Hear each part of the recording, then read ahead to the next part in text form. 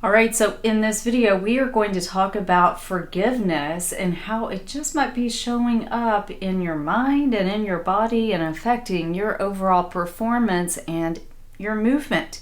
So yes, forgiveness. All right, so you've been hurt. Somebody has really done you wrong. And the idea of forgiving him or her, it just seems absolutely impossible. Yeah, forgiveness can be so hard. But what people don't realize is that forgiveness actually can help you live a healthier and happier life. Studies have shown that the act of forgiveness can help offset cardiovascular disease, high blood pressure, depression, anxiety, sleep disorder, and a whole host of other diseases, including cancer. So forgiveness, being able to let go of resentment and anger, is helping you. And it also then shows up in your performance and in your movement. So stay tuned in this video if you want to find out the 5 steps to help you start forgiving today. All right, so if this is a new channel to you, then I suggest you click subscribe and also click the little bell, because then you're going to be alerted when I drop in another nugget of a video that just might help you achieve your overall health, well-being, and your performance.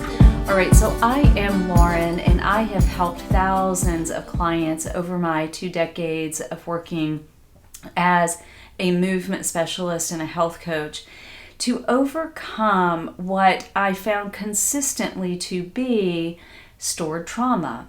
And the stored trauma leads to the need to forgive. It could be you, it could be forgiving yourself, or it could be forgiving another person for whatever that act may have been that created unsettled trauma in your life. So we're going to talk about today the 5 steps that you can start today to help you start to forgive and move forward with your life. All right, we ready to start rocking and rolling with the 5 steps? All right, the first one is simply to acknowledge the pain, acknowledge the event that occurred that has stored in you as maybe unsettled trauma. So the act of acknowledgement is really the very first step to anything, the first step to taking action towards a better place. So acknowledging the pain is going to help you start taking the proper steps. So what I always recommend is having a journal or a notebook with you. And now would be an opportune time to write down the event that really has created stored trauma that you have not been able to forgive. So acknowledgement. Go ahead and write it down in your journal. Okay, the second tip or step is just understanding really what forgiveness is.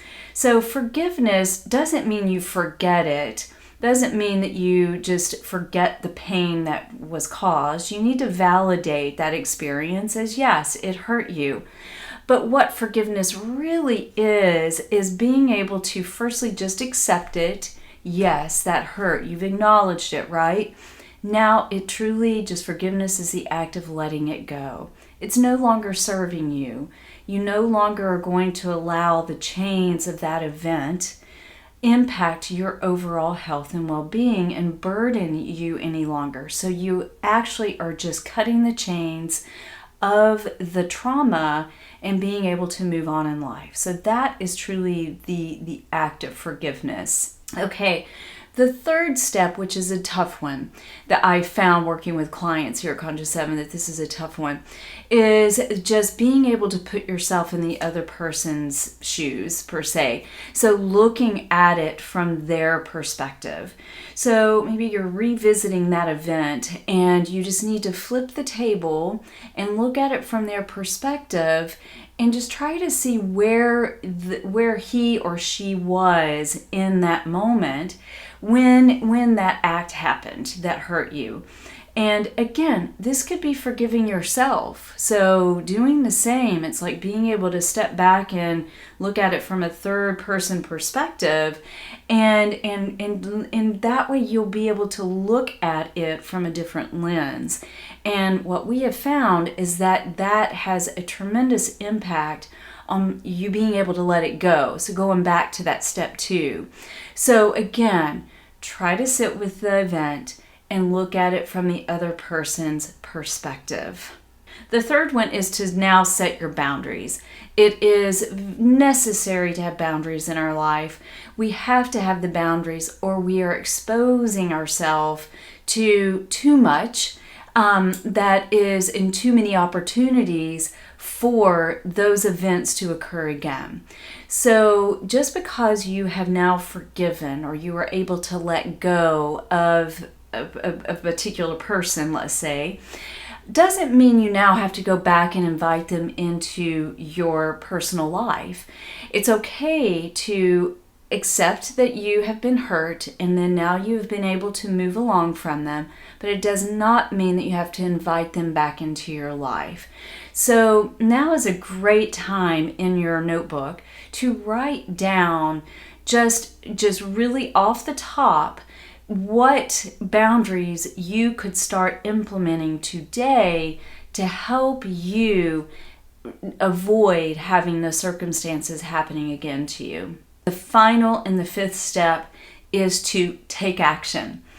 You've already taken some action today just by following those first 4 steps, but the action now could be really taking that last step that you need in order to finally release the resentment and forgive what happened to you. So write a letter. That is one, step that we always use here in our coaching, is to write a letter to the perpetrator. That letter may be to you, but sit with it, write for 20 minutes, write a well thought out letter the best you can. Understand that this can be sensitive and it can be quite emotional, but if it's emotional, let me tell you what, that is unlocking the door to forgiveness and will allow you to step over into a life filled with optimism and joy, productivity, and just feeling your best. So take action, whatever that action may be for you. Again, writing a letter or just learning how you can forgive and let go. Go through these 5 steps again and again until you feel like you have finally cut the chains of anger and resentment that's been holding you back.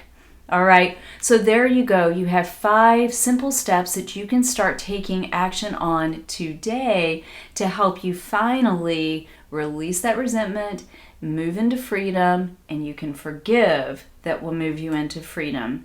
And with that, you guys, you're going to start finding that your overall performance in life is going to be so much more at the top of the game. I promise you, I've seen it happen over and over. Your movement and your exercise programs will be better.